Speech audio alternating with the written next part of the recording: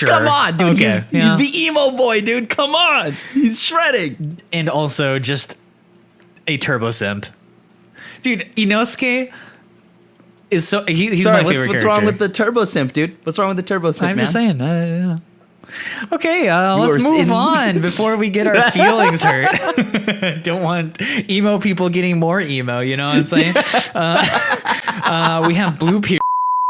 Hello and welcome to another episode of the Nii-San Podcast, hosted by yours truly, Josh L. Kim, and of course, with me... Me. It's me. It's Crim. him. The Asian Avenger. And yeah, we've got a fun one. Well, maybe it's fun. I don't know. We haven't really had the opportunity to talk about our topic today. But what's our topic, so? Yeah, so we're going to do a little bit of a rewind now because officially last season of anime, the fall 2021 season, now some of these shows are coming to an end and we're at our new beginning, but we haven't actually formally wrapped up what we thought of the last season. I know we did kind of a mid-season review a little bit, but I think, you know, now that everything is done with and we can talk about it, like I'm curious to see what you think, Crim, and yeah, we gathered our thoughts on the season overall. Ooh. And if possible, editor, could you link the video prior? I know I'm noodling my arms around, but it's just anywhere in this general area over my head, whatever. I have a big forehead, so you can just plant it over that if you need. Just but green yeah, screen it on there. Yeah, just green screen onto my forehead, please. But yeah, like, so check out the previous episode if you haven't caught up, so this way there's no spoilers. But I believe our last episode, we also did it in the form of a tier list. This one, we're actually going to just do a full-on discussion. Yeah. So yeah, before then, normally we'd have a Weeb Weekly, but we are actually filming this pretty much right after our last episode. So don't really have anything new to share exactly. Although, Crim, I think you have a couple things. We do have some news. And as you had mentioned, if you hadn't seen already, we've the Asian Avenger likes Marvel comic books.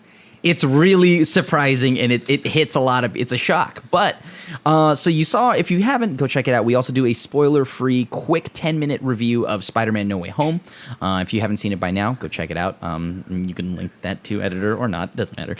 And I just look like an idiot waving my arms. And so, regardless, though, we have some more news in the world of movies. And specifically, well, there's movies and just all this other stuff. So I guess some new things if you haven't heard by now. Norman Reedus, you might know him from Death Stranding, the questionably enjoyable video game. And also on top of that, well, The Walking Dead. He plays Daryl. So the cool thing here is he is rumored to be Ghost Rider. That's right. And I believe Johnny Blaze, whichever, I don't know which Ghost Rider he would be. It would make the most sense that he's Johnny Blaze. Oh, Blaze. But yeah, like, so I can't wait to see what Ghost Rider will do under the house of Marvel, right? Mm-hmm. Because the last time we had it, but like it's hard to top the timeless classic that was Nicolas Cage's Ghost Rider 1 and 2. I'm sorry. Everyone listening, if you're listening to this and you're not watching the video, I can't say this with a straight face. Those movies were painful. I felt like I just I was running my fingers through a meat grinder watching that movie. Like, it was so bad, dude. I watched it as a kid and I don't remember anything. I think I blacked it out of my memory. Young Xell had it right because unfortunately I don't have that luxury and I remember it all too well. So I need anything, like, just literally do it like a mocap suit of Norman Reedus and just put that on screen. Just everything about those Ghost Rider movies were so bad, so I'm willing to welcome anything else. Anything else, please. It can't be worse. Fingers crossed. And so there's that, but there's also more news on top of that. Book of Boba Fett. Sorry, I've been calling it Book of Boba, which has been misleading because people think I'm talking about tapioca. I am, but usually I'm referencing Boba Fett now, and so that show has been. It's a lot of people have been enjoying it, and I don't know about any of the listeners and watchers at home, but I'm not gonna lie to you. It's not that good. It's not that good. Oh, man, it's not that good. And it pains me to say that because it looks bad. Like, it visually looks bad, and the fight scenes have been sluggish. And I love Star Wars. I love Star Wars. I'm not going to spoil anything, but our predictions about everything about, or like whatever fan theories that we've ever had, maybe, sure, that could be it. But like the thing here is, it just looks bad. Like the execution of it so far has looked bad. And that pains me because Ming-Na Wen she's in it. And she's dope. Like the original voice actress from Mulan, Agents of S.H.I.E.L.D., she's in that.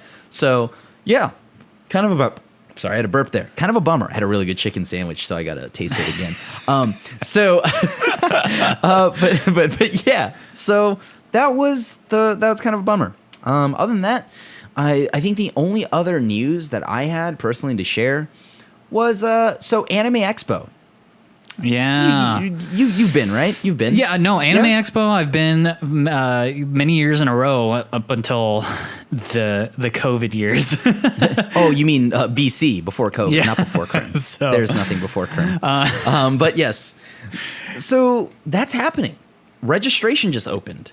Yeah. Are you going? This is a huge mistake, IMO, and not to mention recently Anime LA happened not that long ago. Why? And I'm appalled. I thought anime conventions already had enough bad news, considering like I think the first like spreader event was at Anime New York City or something like that, and or I forgot what convention it was, but there was something about the purse. I think like Patient Zero was a weeb. yeah, it was a weeb. How fitting that it someone of the weeb culture has ruined the world, but no, but like Anime a mistake. Oh yeah, man, we always saw the signs. We didn't know. We didn't read into them.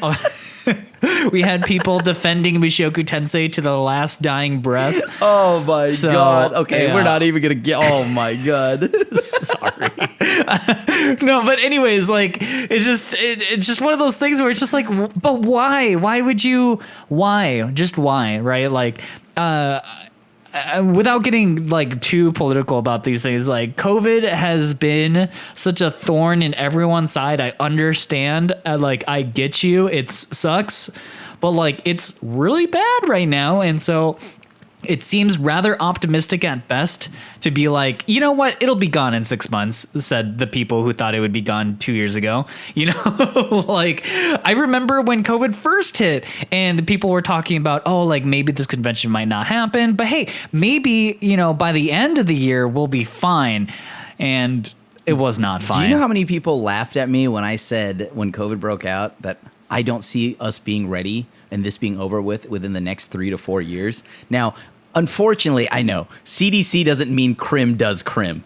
But the thing here, and I know I don't work there, but like even my ass could figure that out, right? Mm-hmm. So like, I want to go. I want to go so bad. Like you don't know how bad I've been wanting, because 2020 my friends and I had this like whole suite planned where we were just gonna load the whole suite up with a bunch of waifu statues and stuff that we would buy, right? We were gonna buy so many. I was gonna be more Nendoroid than human, right? So like, and then when it hit, like it was such a bummer. So I want to go. I want to get all these exclusives. I can't go. Yeah. I want every fiber, every part of my being wants to be there. I miss cons. We missed that kind of PAX West that happened. Is it really the con? I know that we all miss normalcy and like the life we had before. And you don't need to come to us for your life decisions in politics because, we're just two weebs, right? But at the same time, do you is it really the con we know and love if it's at like essentially with one hand tied behind its back?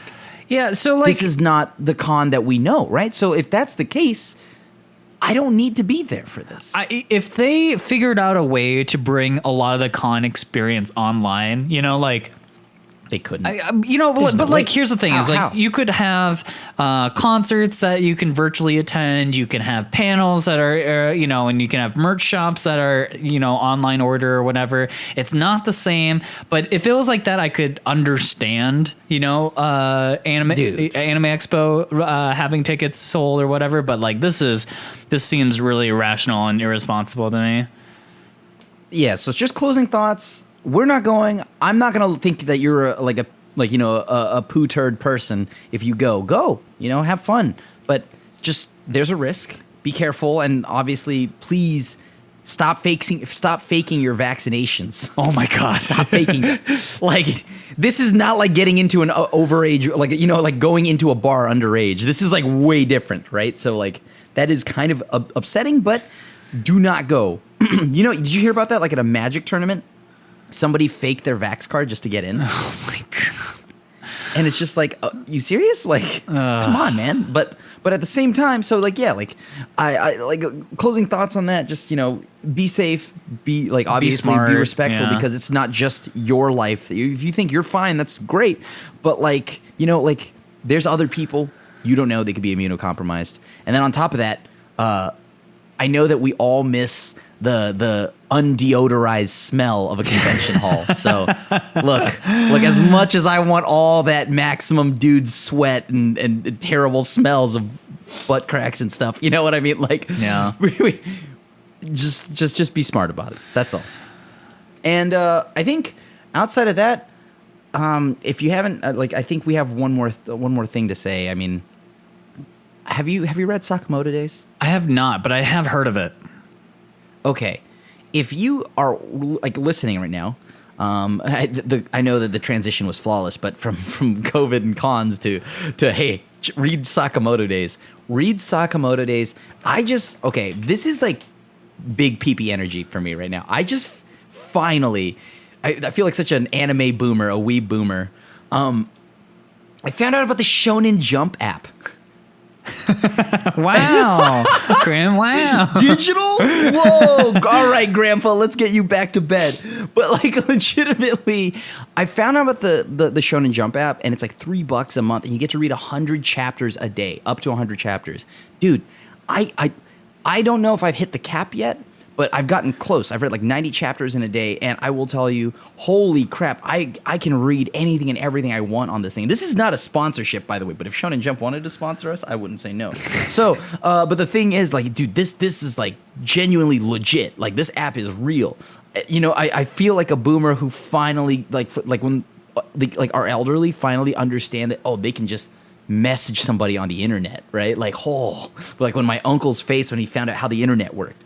That's what I feel like right now. I'm like, dude, I don't have to take up my entire room, load it with like mediocre level manga. I can try new types of mangas, see which ones I like, which ones I don't, and then only buy the ones I want to actually own.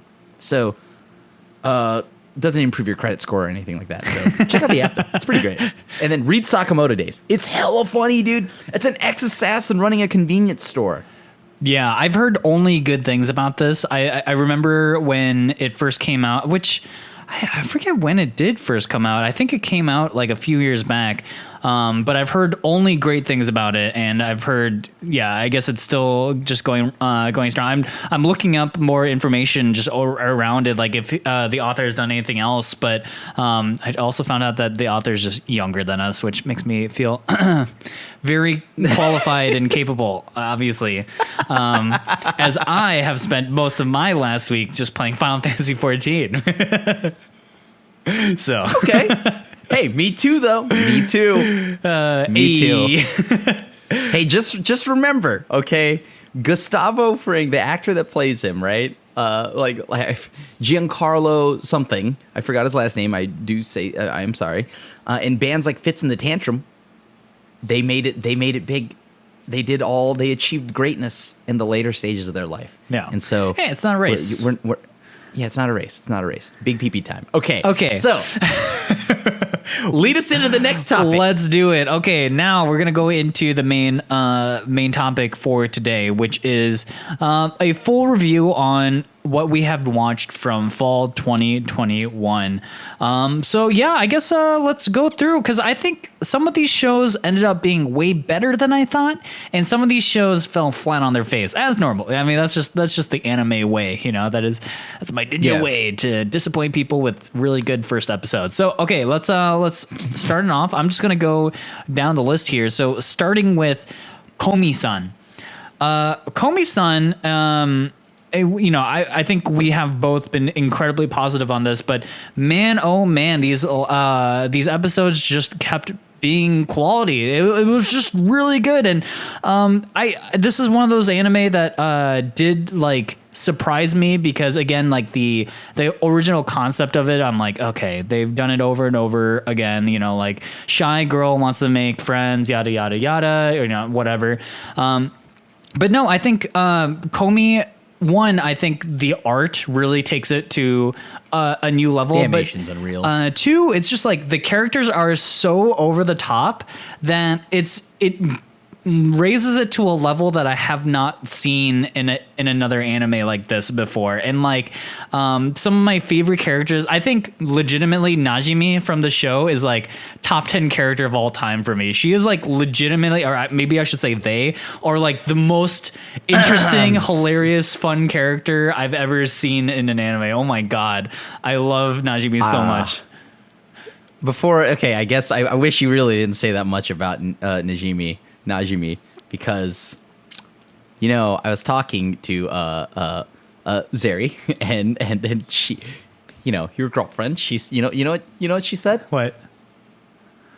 That I am Najimi. Oh God. Okay. You know, I take everything I said back. So in a way, you indirectly. Can you say that all again? I just want to hear it again, you know? So the character that reminds my girlfriend of Crim, Najimi, is literally the worst character I've ever seen, and it's like, it's unfortunate such a good anime has such a terrible character. With that. Thanks, man. Yeah, you're welcome. The homies, you know, like they always got you. They always got you, dude. They always got you. Hold on, let me get my tissue. Mean, like it's, dude, I love the show. I mean, what's like 5 out of 5? How do you feel? This is a 5 out of 5 for me. Even down to like Komi's mom is like awesome, right? Like Shuko, her mom is hilarious. Right? Just her showing up and everyone's like, "Oh, your friends are so nice," and like just the pure opposite in personality from Komi herself, and just like her and then Komi communicating with her dad. Yes, it's just like the stare down, and he's just like head pat. I'm like, that was hella wholesome. There was no dialogue. Yeah. But yeah, like the show is so damn funny, and Najimi is like definitely now my favorite, right? Like she's definitely my favorite, and like, or they are my favorite, and Komi is also great, right? And you know, Tadano. Yeah. How do you? Tadano. Tadano, sure. I do apologize if I butchered that. Feel free to correct me, but you already know I'm illiterate in numerous ways. So, but yes, I love him. He grew on me a lot more as the season progressed. He's so much better than the run of the mill, character. Like, you know, his character. Mm-hmm. You've seen like the character model that he's got, and you see what he's supposed to be. He just looks like Midoriya to me. Does not look okay. He looks like Midoriya. Okay. Anyways. So I think he's a great character, though. I think he's hilarious, and he's sweet, and he's endearing, and along with, you know, like just every character. So great show, 5 out of 5. When we had left off, we were already pretty high on the show, but it closed quite strong. And even with the, you know, naturally every show's got to end with a maid cafe. So, you know. Yeah, I really do hope there's going to be more Komi-san soon, because I just really enjoyed it. And every new character after the character I dislike, the stalker girl, has been a banger. Like legitimately, as the cast grew, like you just enjoyed more and more of their presence, right? Like I enjoyed the super competitive girl who wants to compete with Komi all the time. I thought she was hilarious. What about the flaming girl? Oh yeah, like the girl who looks like she should be a fire gym leader from Pokemon. Like she's pretty dope too. Like I just really I just think so many of the characters. Oh, dude, the guy who comes in to rate maid cafes too also just cracked me up too. So this show is just like so over the top, so fun. I think we can both say that this is like a really big hit, and definitely one of the better anime of the season, if not the year. It's perfect in lightheartedness. So watch it. Great writing. All All right, we're going to move on to the next one I have, which is Takt Op Destiny. This was a show that early on I had really high hopes for. I think, yeah. Can we get DMCA'd for that? No. Unless we sing it really Cool. well. Oh, then you'll never have to worry about getting DMCA'd with me. But yeah, like Takt Op Destiny was a show that like I had really high hopes for because the animation's beautiful, the character designs are great. Like I also enjoyed just the general premise.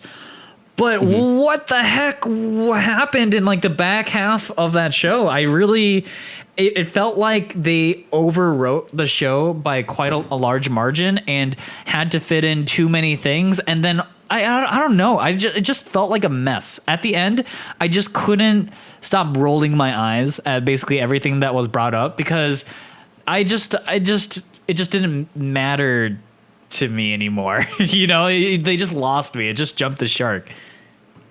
I won't lie to you here. This was a show that I was absurdly high on, right? Like I think the show was really fun to watch, beautifully animated, lots of cool characters, essentially music what is it? Oh, I forgot what they're called again. They're Music just arts. Pokemon. Yeah. Yeah, music arts. Music arts are Pokemon, but like it's like, you know, not it's like a little bit darker than Pokemon, right? Yeah. Right.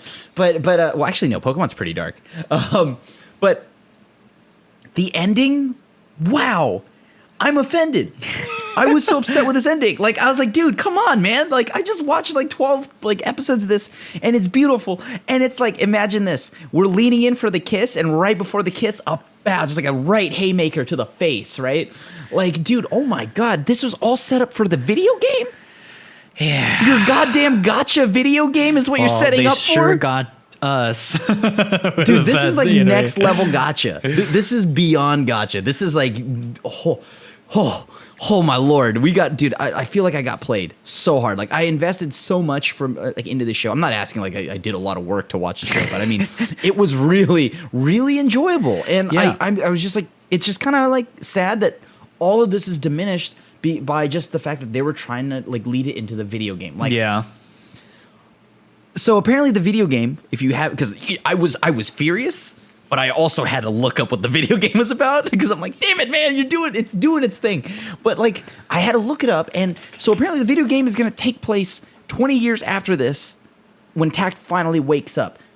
You're gonna make me play a game that's like, oh my God. And you know what that means? That means there's still, they're going to try to plant something in between in the 20 years, right? The gap later. So it's like, oh, come on. I see what they're setting up here. Yeah. But yeah, so the show sets up, it ends all setting up the video game. See, the thing that is annoying. The thing is, like, I enjoyed the original premise where, you know, again, the show is about what the world is like if music was essentially eradicated from the world due to the existence of these aliens that hunt down whatever makes music. And so it was fun to see them go to like city to city, travel across America, where like you see the effects of like what it's like to lose music and to have people have like these underground bars where they soundproof everything so that like people can still enjoy it in their small way. And like that part of the show was really great. And then, man, it's just the ending was god awful, and I can't even imagine that this is good advertising for their game, because it just, if this is what is supposed to get us excited to play the video game, I mean, they did it all wrong. You're supposed to end on a good note, you know?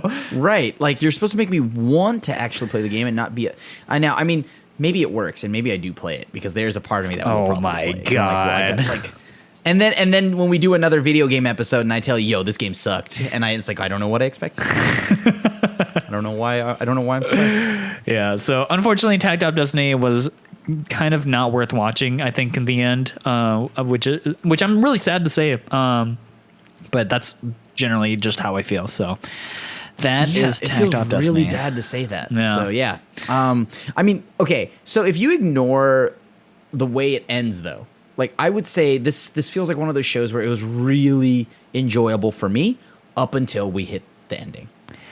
I figured they were gonna do something like maybe lead into a season 2, like it wasn't gonna fully conclude. I did not see them going and saying this is all for our video game, so that was upsetting. I felt like the what do you call it? Like the plot sort of crack a little bit as we hit into like 6 episodes ish in. And I started to see that like they were trying to set up the subplot with like the government, the music art, and they were just kind of adding layers and layers to the plot in a way that I was like, I don't have an understanding of how they're going to ever manage to pull this off. And then the ending just was like, oh, yep, that is exactly what happened. They just couldn't figure out a way to end it in a good way. So, I think like, again, like I said, like the first couple episodes, I really enjoyed the animation was beautiful. The world building was pretty interesting right off the bat. And like the backstory behind, Ume-chan or Destiny, was like really tragic. And when you find out about that, you like really feel for that group. And, but that's it. You're dead to me, Takt Op Destiny. What if okay, yeah. I there's not even like, okay, this isn't like a Promised Neverland bad, because that was just bad no matter like God, that was really bad, but this just was really a letdown considering that how solid it started. Yeah, it felt like maybe they needed like another 12 episodes to properly make it feel like a proper like or they story just arc. ended it like a show. Also that. Okay, next I show. know. I'm being weird. Sorry. Next show we're gonna go back up to on a good note, which is Mieruko-Chan. This show is, in my opinion, godlike. I think this show stood out to me even more than Komi-san in some ways. Like, I was kind of nervous early on because I think the first couple episodes were very fan servicey, and I was like, how much of this is going to be fan service and how much of this is going to be like ghost stories? And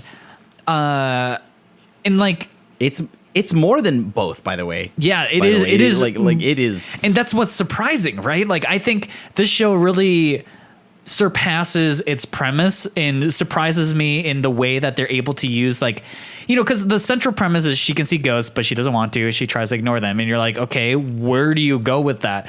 And then they show you in all the different ways that it like expands on the world of that Miko lives in. And I think it's like, it reminds me a little bit of One Punch Man, where like when you hear the premise, oh, a guy can kill anything in one punch, you're like, okay, where do you take that? But then what makes One Punch Man and also Mieruko-Chan like stand out to me is that they take that premise and they keep evolving it in such unique ways. And Mieruko-Chan really catches you off guard with some feels, man. And they create some really, really strong narratives and just emotional story threads with what she sees within the ghosts of people and stuff like that. And that really took me by surprise. And that's what really made me fall in love with the show. That final arc that you see right before going into the next part is amazing. Yeah. With the cats and stuff. So I this is the thing. I had read the light novel or whatever, the manga, before the show came out, so it built up hype, and I was worried that, you know, maybe like the show wouldn't know how to do some of the pacing, but it actually cut some stuff out of the manga that I felt like was going to slow down the show. And this is where I thought, wow, that's what I want to see. I wish Tokyo Revengers did that. Like, I really wish Tokyo Revengers did that. But this is beauty. This is what I mean. Well, like they did the assignment. They knew how they had to go with this. They knew what the source material was. They knew what was dead, what didn't need to be there, and then, you know, spruced it up with some additional stuff. And I love that. This show is all about the characters. The concept, it doesn't matter what they could have been. She could see dancing turtles all day long and it wouldn't matter to me. The point here is that the characters that are there are so much fun. And like, it's not just Mieruko-Chan, it's like everyone around. Like, Hana is amazing. You know, even the girl who can kind of see spirits. And then you have all the people, like the possessed people, all the stories of the characters around Mieruko. And like, they do a solid job building up the cast around her. We had mentioned that in the last episode, and it's only more true here as we now, pardon me, that chicken sandwich is back, it's really good. The show and the chicken sandwich, both are great. So yeah, like I think this was great. This is exactly what I want from a show. It understood the source material and ended on a strong note. Okay, and so yeah, Mieruko-Chan, I think we both just truly love, and I'm going to move on to World's Finest Assassin was really bad. Let's just skip it. I don't even want to talk. I don't even want to talk. So it has. I want to make sure that it's known. We acknowledge it. It's there, just like we did with Mushoku Tensei. We didn't watch Mushoku Tensei. Rudy is a weenie, and I just cannot. That's just not my cup of tea. I don't want to sit and see Rudy get better because it feels really slow. And on top of that, you're going to get a bunch of Mushoku Tensei fans to write you essays on this about why you're dumb. Dude, yes, please explain to me. Did you know, by the way, they were, this is hilarious to me, by the way. They I think it was Trending Anime or one of the websites, Anime Trending. Mm-hmm. They did a poll, right? And it was just by all female, they did female, watcher count and then male watching count, right? And they had these shows stacked up, right? And how well they tested with the demographics. Yeah. Mushoku Tensei, I think all of its viewer, the male demographic had it at some high number, 63% of males liked it. And then it was 0.8% of females liked it. And it was some hilarious, the numbers were so different and so drastic that it was absurd. You know what? Mieruko-Chan tested well with both demographics really, really well, by the way. So, yeah, I don't know. Surprise, Mushoku Tensei didn't go over well. But World's Finest Assassin, not in the same level of crappiness. This one is just crappy because it's generic. It's boring. I don't even know how people are arguing that there are waifus in this show. What waifus? I'm so bored. This is the world's most God, I wish I was reincarnated in another life to not watch this show. So that is how that's how I'm going to lightly put it. Ask me how I really feel later. Next show we're going to go to. Oh, yeah. Did you continue? I have apologies to make here on this show. So, dude, no, come on, man. Don't do it to me like this. Early on, I was like, hey, Platinum End seems like my kind of trash show that I'll watch every once in a while. But it's just bad. It's actually just bad. Don't lead with that. I thought you were going to say, I really like this show. No, I tried to like it because I'm like, I don't know. I just I was like, I'm in the mood for a death game show. Let's do it. Let's see where this one goes. And it's Death Note, but with far worse characters. And they set it up similarly to Death Note, where people have supernatural powers, and as they learn the limits to their supernatural powers, which are very logic driven, the way that everything works. I think in Death Note it worked out really well because it was a detective show, and it was a cat and mouse game where you kind of learn about the powers and it extends, and it surprises you how people can bend the rules around things and stuff. And Platinum End does the same sort of thing, but with way dumber characters, and so the outcomes of the cat and mouse thing are far more just dumb. There's no good way to put it. I just think the show's kind of dumb. So no way. I tried to I know, and so this is why I have to apologize to anybody who listened to me be like, hey, yeah, Platinum's not that bad so far. Well, okay, I was wrong. I was wrong. I can admit it. I was wrong. I'm just so surprised that you're much harder on some shows, but you were able to stick it.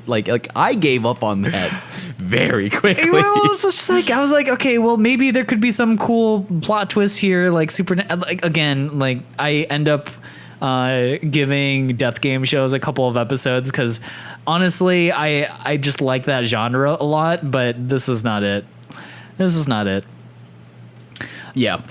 Okay, let's move on to the next one. Kimetsu no Yaiba. You might have heard of this one, Demon Slayer, which is still technically ongoing, but I guess we'll go over it a little bit because I guess this is halfway. It was the Mugen Train, which is covered by the movie. So woohoo. Mm-hmm. And then the second half, which is now still ongoing, is the entertainment arc, and I gotta say, it's been pretty good.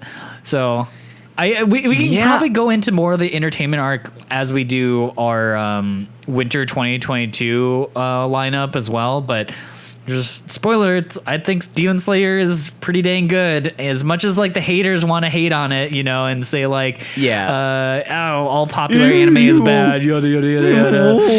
Mainstream. You're not a real anime fan if you don't if you watch anime that some normies have seen, and like, it's you know, even despite its popularity, which has nothing to do with the quality, I think Demon Slayer is pretty fun, and I think it is a pretty captivating show regardless. So yeah, and by now, like, and it's just so good. Like, UFO Table continues to show you why like they are the animators of the industry, right? Like, good God, these scenes and Daki, of course, but yes, Daki is mega waifu, but like legit. Seriously, it's just amazing. And if you haven't started it now, please watch start Demon Slayer before it's actually, even if you started later, it wouldn't matter because it's so good. Honestly, you'll still blow right through it. You'll catch up in an instant because it is like, it's just a good fun watch. Like it you know, it's not groundbreaking by any means, but I still find myself being just enjoying it week after week. And I have started to grown to really like some of the characters. Not the one that you're thinking of. I saw that facial expression, and mostly just like Tanjiro. We're like 10 days into the new year, and you've already let me down, dude. Come on, man. dude, it's so funny because even within the episodes, recently Inosuke goes and sees Zenitsu, and he's like, "Why doesn't he just stay asleep all the time?" And I'm like, "Yes, thank you, Inosuke. Someone had to say it." Okay. Anyways, come on. He shreds. Come on. Sure. Come on, dude. Okay. He's the emo boy, dude. Come on. He's shredding. And also just a turbo simp. Dude, Inosuke is so he's my favorite character. What's wrong with the turbo simp, dude? What's wrong with the turbo simp, I'm man? just saying. Okay, let's move on before we get our feelings hurt. Don't want emo people getting more emo, you know what I'm saying? We have Blue Period, which is a Netflix anime. I didn't watch this, but I know you did, so. I have not finished it. Okay. But the show, okay, so Blue Period has been exactly as we kind of expected. Okay. Right? It's solid. It's got some great characters. I really enjoy it, but it's just very, very, very slow. And at points, the budget does cut out on the animation. Like, you can see that it cuts out. Mm-hmm. Either that or they're going with some Ava, you know, stuff where it's intentionally bad. So if that's the case, then I apologize. But the budget does cut out at some points, and it's very visible. But you know what? I don't think this is by any means like a terrible anime. I just think this is solid middle of the pack. I thought this would be the heavy hitter of the season, but it actually just falls somewhere in the middle. So it's not great. It's not bad. If you like art, it is cool when they try to visualize the art in their minds, and I think it's great. Like it does pick up like towards like episode 8, but it's not like it's leaps and bounds. It's just like minimal, and the story progresses very slowly. But it's still better than Aquatope. Wow, because I knew I knew the dilemma on by the first episode. So okay. Let's see. Other shows from the season. 86 Part 2 happened. I didn't end up watching that. Did you end up? Okay, we're just gonna skip that one. I gave up. Okay. I watched 3 episodes. This next one I'm really, really excited to talk about. And this one is like banger of the year, if not anything. Ousama Ranking. Oh my God, the show continues to just be wonderful and excellent and just gives you all the feels, man. The show is just so good. And I have to keep hammering this in on everywhere that I exist because I think the show is so criminally I'm not going to say underrated because like on my anime list, it's rated 8.86, which I think is the highest for this season even. But it is criminally underappreciated, I think. And that is also reflected in the my anime list, where it looks like it has 193K people who have watched it versus, say, like Komi-san, which has almost 500,000. Ousama Ranking is just pure good fantasy, and like, you have just such a great main character in Boji, and you just fall in love with the characters in the show and the world, and the world is harsh, but the moments of kindness that pop up within the show are truly like they just melt even the iciest of hearts. Honestly, like it's so good, and I can't stop gushing about the show, and the second part of the show is now running into the current season, and just watch the opening, man. The opening itself is just art. It's art. And so yeah, I can't stop gushing about this. I tell Crim literally every time I see him to watch Ousama Ranking.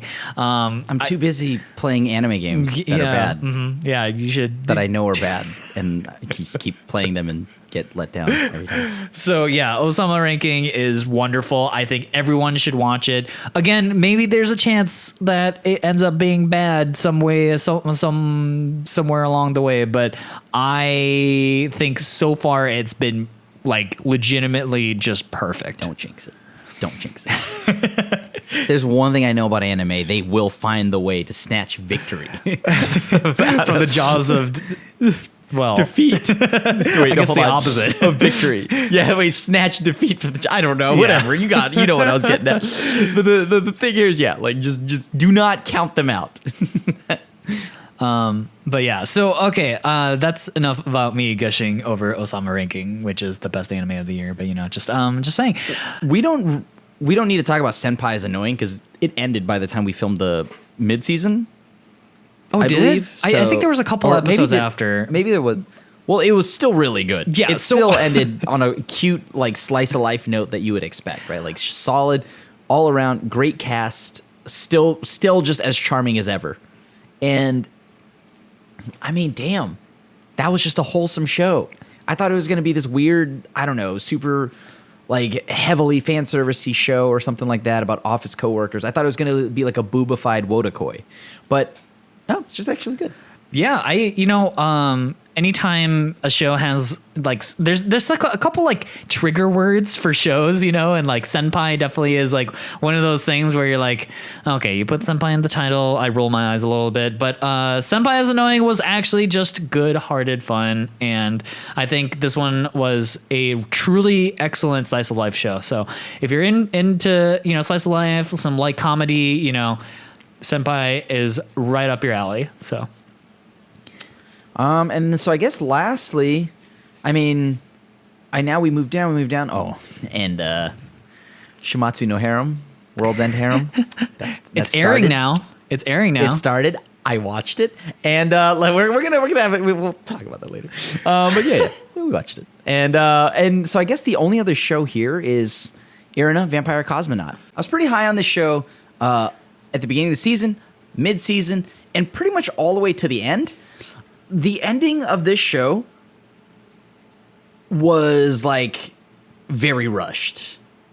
It was very rushed. It went from the world is struggling to deal with the existence of vampires, lots of segregation, all this other stuff, right? And then all of a sudden, in a coin flip, it's like, yay, we love vampires, right? Like, and then it ended. like I know that. So what I'm saying is, though, like the very last episode tried to do too much to bridge too many things. And I think that was almost its downfall there, because everything was great up until the end. I think if this show had maybe like 3 more episodes, it could have been solid. But the way it ended, it just really got messed up with the fact that it just was not. It was way too rushed. Simple as that.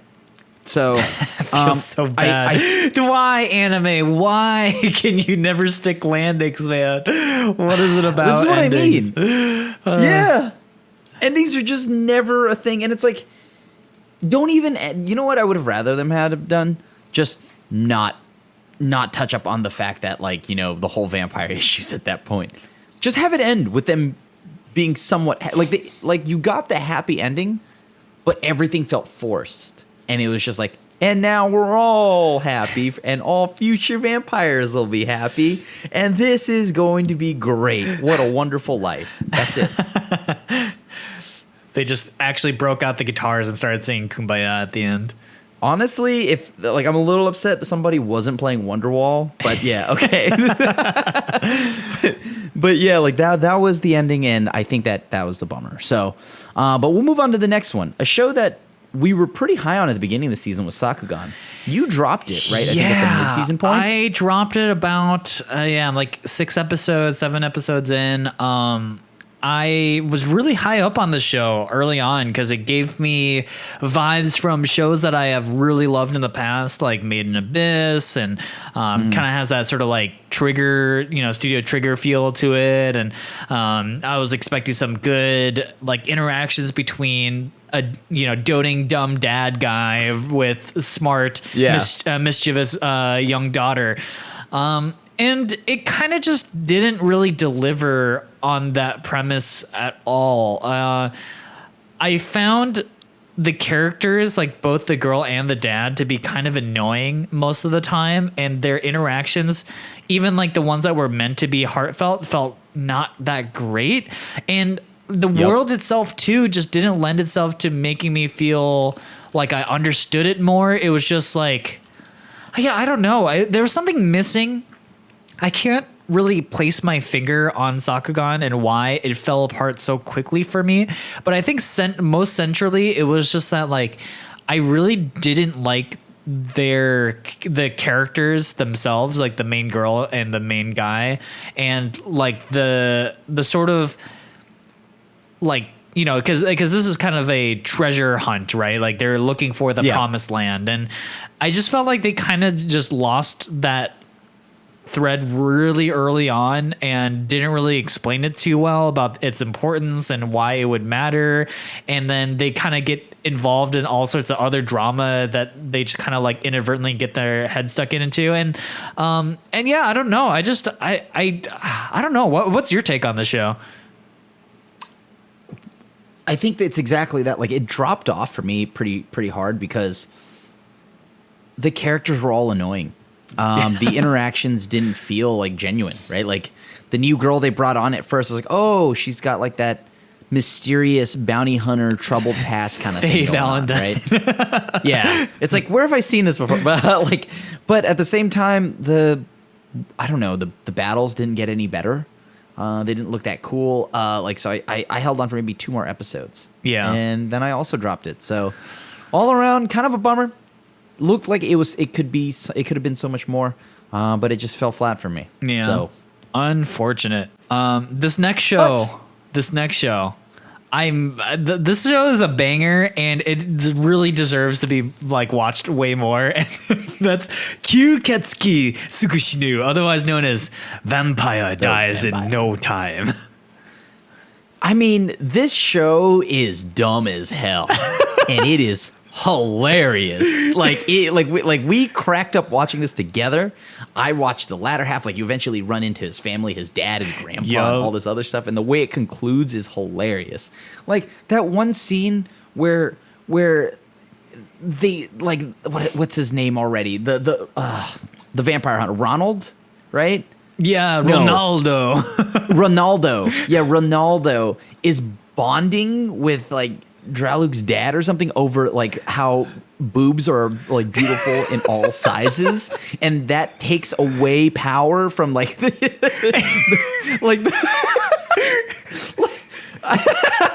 I know you're listening to this explanation, you're like, what kind of show are you watching? But like, there is just a lot of dumb stuff here. And the finale, they bring back every character, where the vampire that makes it so that if you get infected by him, essentially, you start wearing a string bikini. And like so they bring him back, and they bring back all the characters. And yes, this means all the buff dudes are wearing string bikinis. Whoever gets infected by him has a string bikini. And then, yeah, like you meet the grandpa, and it was just an all around blast. It brought all the old characters back, like the Rose, the plant vampire dude that like has plants all over his wiener. That guy is hilarious. Dude, oh my god! Like I know that my explanation for this and the events that have happened aren't exactly. I'm trying to like imagine what someone who's not seen the show is thinking of when you're explaining this. And you're like, wait, what? Yeah. I don't. This was on a family friendly website. You can watch this on Funimation. Okay. And on top of that, the best part about it is again, John, the friendly armadillo. The vampires, his Draluk's assistant is a friendly armadillo that carries around a coin purse and buys bean buns. Come on. Honestly, I think it's one of those shows that people should just pick up. And if you're into, like, if you want to watch something that's like low commitment and you just want to watch something dumb and funny, because like I think Psyche K kind of is in the similar vein where it's just absurdist humor that comes at you real fast. And I think this show is really funny. Like it just, because of how absurd it is, there's just no predicting what happens next. Like you skip ahead 5-10 minutes into an episode and you'll be like, how did we get here? And then you watch it and you're like, I still don't know how we got here. And they just connect things in such a funny way. And I think the show is way more charming than I think people probably gave it credit for. And, you know, and my explanation probably isn't helping it. Yeah, so I actually highly recommend this show. This show is actually like an 8 out of 10 for me. Like I think this show is like very genuinely funny, and more people should watch it. The last show that I kind of want to mention before we close things up here a little bit, Heike Monogatari, I think recently won some awards for being like a great anime. It's a 11 episode show by Science Saru. It's not for everyone. It's a historical drama. And so what that means is they've got a lot of character names that are important to history, and this show doesn't feel very let's say gaijin friendly. You know, like if you're not Japanese and you can't keep your Kaneyasu's different from your Shigemoris versus your Motofusas, and like all these sort of like historical names and whatnot that like I just found it really hard to follow sometimes. However, the show is really good. It's just not for everyone because the show does not hold your hand and trying to like make people look different. You know, like, you know how everyone makes fun of like the main character tropes in anime where like they always have colored hair, they always stand out, they always have these details that like, you know, the rest of the classroom does not have. Well, in this, because it's historical, like everyone has like the historical garbs on, like they don't differentiate each other very heavily visually, and that can be really confusing, I think, for a lot of people. So I found myself like watching the show feeling like it's good. It's just kind of hard to follow sometimes, but it is good, and I did want to mention it just a little bit. So yeah, Heike Monogatari. But yeah, I think that's everything, huh? Yeah. So that means that's what season is this? Winter now? Was this winter? This was fall, winter, and now we're going into winter. Sorry. Yes, fall. That was fall 2021, and now that means up next we're going to be talking about winter 2022, which is already. I cannot wait to get into that. It's going to be a terrible season, but the things that are going on are looking pretty interesting. Yeah. So, and of course, if you haven't heard already, Crunchyroll has crashed because so many people are trying to watch Attack on Titan. So, yeah, hell yeah! Thanks so much for listening this long and this far into the podcast. And as always, you know, I think from both Xell and I, thanks for supporting us this long. We are now moving into 2022. I think I don't know, when will the podcast be a year old? I'm not sure. I am not sure. I can look that up really quick. And you know, here's the thing: is just kind of like the Marvel movies, we're going to be entering phase 2 of the podcast, and I hope you guys are really excited. I know we've been talking about it a lot amongst ourselves, like about where we want to bring like just this channel, not just necessarily the podcast itself, but like what we want to do with content in general together. Like we're really excited to bring more stuff out there to you guys. And we'll see. I mean, I'm not on camera because I'm going through some personal stuff right now where my skin is not cooperating with me. However, I make it sound like I have pimples or something, but it's actually like hives and rashes that are breaking out. It's gross. This intricate excuse you have for not being on camera, you could just do away with it. You could just tell people you're getting excited for Attack on Titan season 4, so you're walking around pretending to be a Titan. You're just constantly naked all the time. Just constantly naked, yeah. I'm wearing a skin-tight suit, you know? No. There's no suit. There's just, you're an all-natural Titan just going around. Can you imagine if Attack on Titan just had dongs? Like, all the Titans are running around with giant, massive dongs. That's what ruins my immersion in the anime. There's just no dongers knocking over, like, any towers or anything. There's just, like, come on, man. Colossal Titan doesn't have anything? Are you Armored Titan? Dude. You know, but yeah, so we'll get into that. I guess Armored Titan would be, pretty. It wouldn't be knocking around, huh? All right. Okay. And with that image in your mind, let's close it up. Thank you guys so much for watching our review of Fall 2021, and we'll see you guys next week. Thanks for watching, y'all. Peace.